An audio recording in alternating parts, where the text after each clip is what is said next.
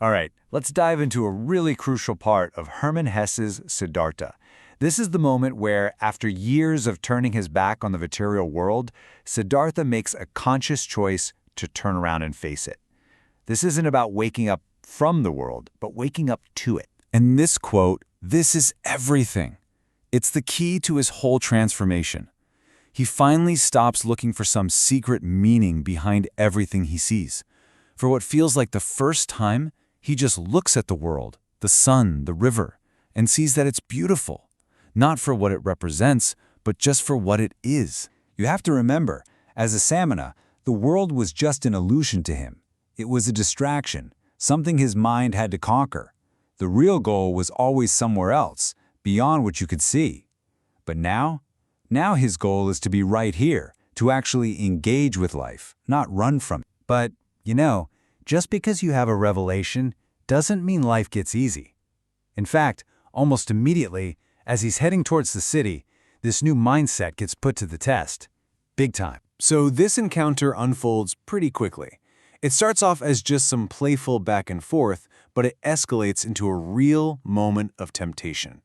And right when he's on the verge of acting on it, something powerful inside him just slams on the brakes. You can feel the heat of the moment, right? His blood is rushing, he's ready to go, and then he stops. And in that stillness, he hears this voice deep inside himself, and all it says is no. And just like that, the spell is broken. So this brings up a really interesting question. Is this just his old ascetic training kicking in, muscle memory, or is it something else? The story really hints that this is different. This is the first time he's using a new kind of self-control, one that comes from his own authentic inner voice, not some rulebook. So after passing that test, Siddhartha finally gets to a big city. And it's here that a single sight gives him this sudden, crystal-clear idea of what he's supposed to do with this new life he's chosen. His attention is completely captured by this elegant procession. There are servants, baskets, and right in the middle, this gorgeous, ornate sedan chair being carried towards a pleasure garden. I mean, it's a completely different universe from the forest he just left. And his eyes just lock on to the woman inside.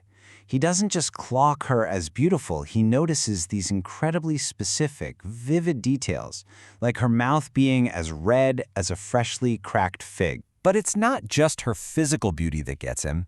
He sees this intelligence in her gaze, a kind of sharpness. He can tell there's a quick mind behind that face, an awareness that, in a weird way, feels familiar to him. He learns her name is Kamala, a famous courtesan, and in that instant, everything clicks into place. He walks into the city, but he's not a wanderer anymore. He's a man with a mission. He is going to learn from her. So after he gets himself cleaned up and presentable, he actually gets an audience with Kamala. And he doesn't beat around the bush. He tells her straight up why he's there. He wants her to teach him the art of love. Kamala, who has to be a little amused by this, immediately lays out how her world works. She's like, look, a lot of guys come to me. And she describes them, men with money, with all the worldly things that Siddhartha, our former ascetic, has spent years learning to reject. And the mismatch here is just glaring. It's almost comical. Kamala needs concrete, material stuff. Siddhartha's assets? Thinking, waiting, and fasting.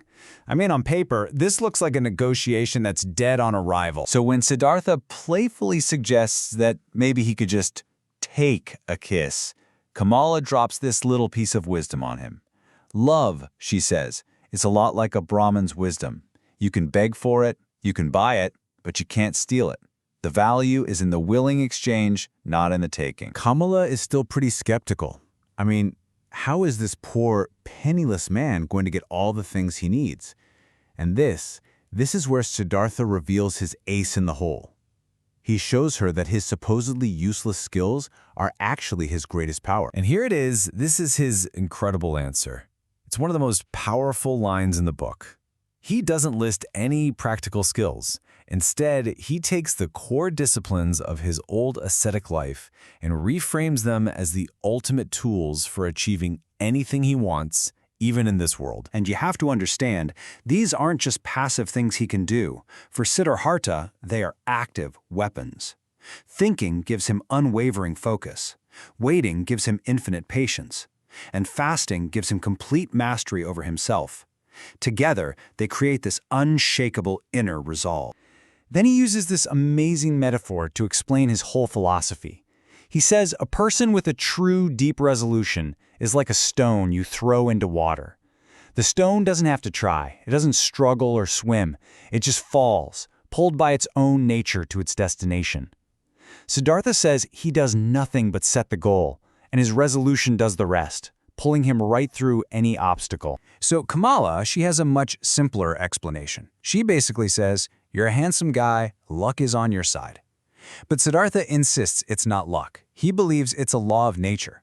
A powerful resolution doesn't just push through the world, it actually attracts success to itself. So, Siddhartha has made his case. He's got the focus, the patience, the self-mastery to succeed in this new world of wealth and love.